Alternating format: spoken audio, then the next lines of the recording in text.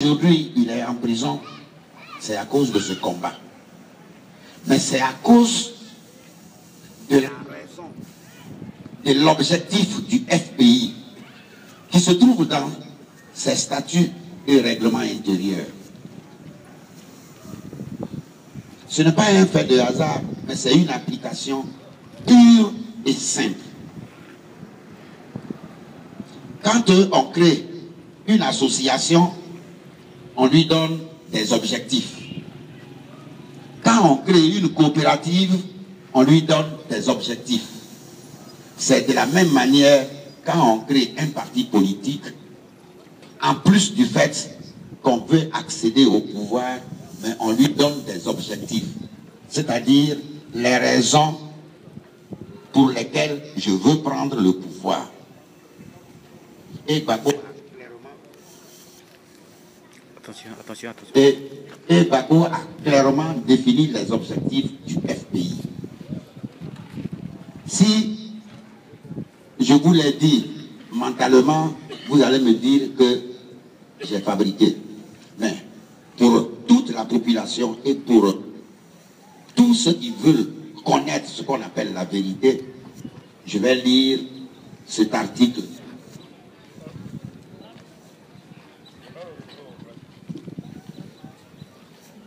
Le camarade Abio Carlos va lire l'article numéro 4 qui fonde le FPI. Le Front populaire ivoirien rassemble en une union volontaire les femmes et les hommes épris de justice et de liberté, engagés contre toute forme de domination sur la Côte d'Ivoire et en Côte d'Ivoire. Bien, voilà le fondement du FPI. C'est-à-dire faire en sorte que les richesses de la Côte d'Ivoire profitent aux Ivoiriens, profitent aux Africains.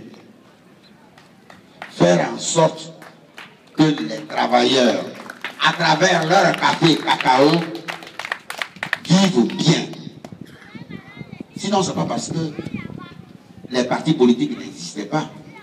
Ce n'est pas parce que nous ne pouvions pas tous aller au PDCI.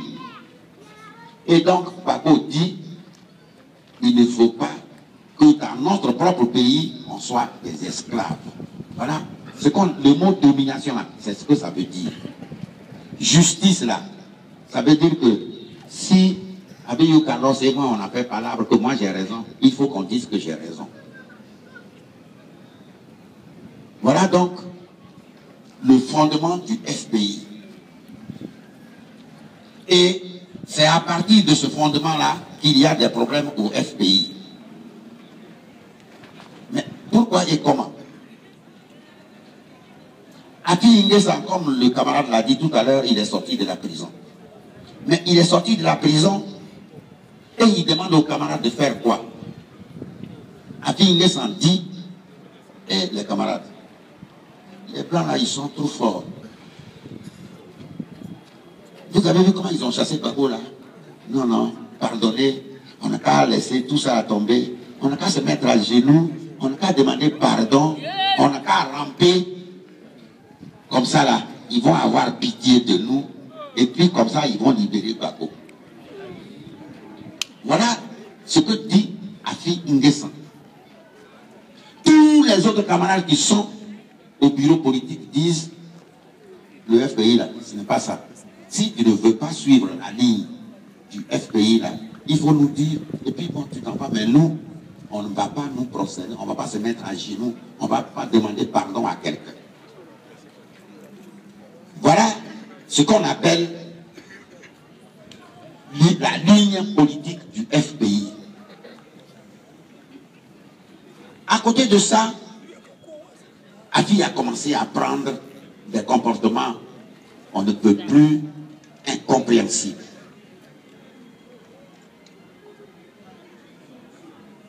Afi Ingesan, à toutes les réunions, quand il fait des propositions, personne n'est derrière lui.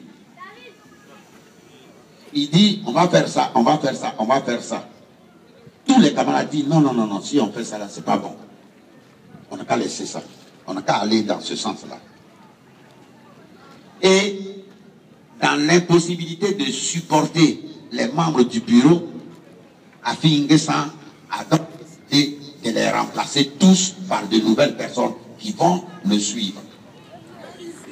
C'est comme ça que le 4 juillet, Afi N'Guessan a créé un nouveau secrétariat national. Secrétariat général qui doit le soutenir.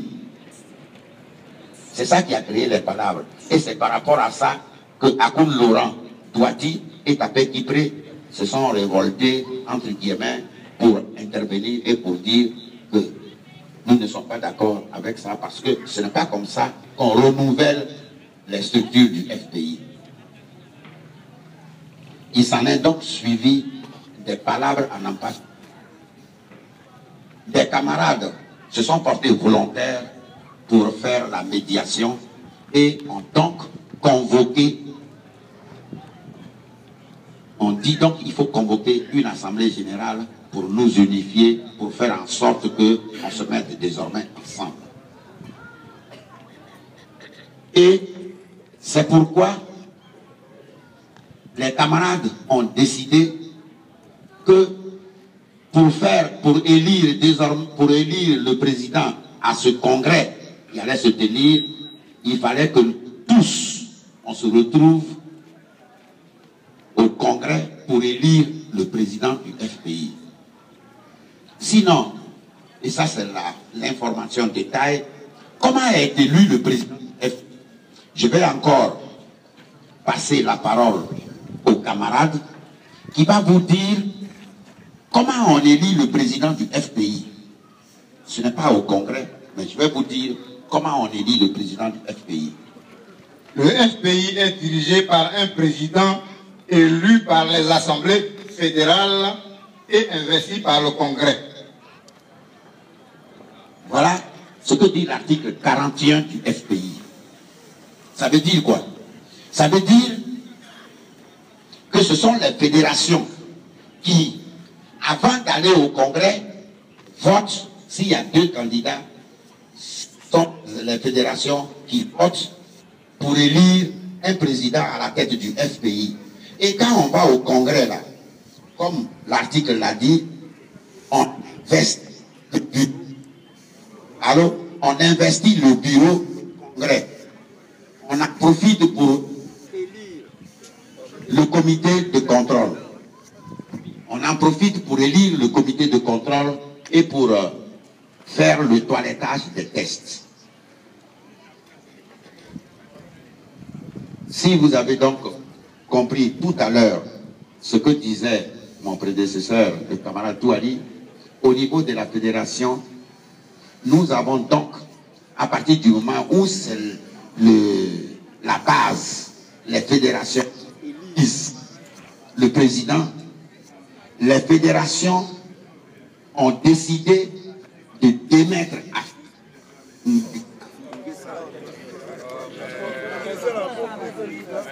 alors, ok, d'accord. Bien, c'est donc comme ça que les camarades secrétaires généraux de fédération de toute la Côte d'Ivoire ont décidé de démettre Afi N'Guessan, président du FPI. Depuis donc ce mardi, nous avons toutes les fédérations de Côte d'Ivoire. On s'est retrouvés au Baron. Et au cours de cette rencontre, nous avons dit, et permettez-moi de l'exprimer de vive voix,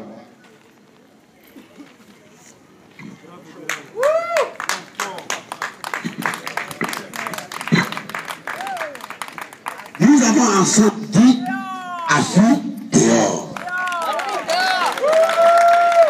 Afi dehors.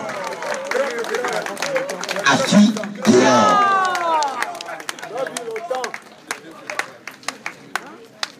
Répétons tous. Afi dehors. Afi dehors. Afi dehors. Alors, le camarade a lu ce qu'on appelle une motion. Nous avons fait une assemblée générale extraordinaire sur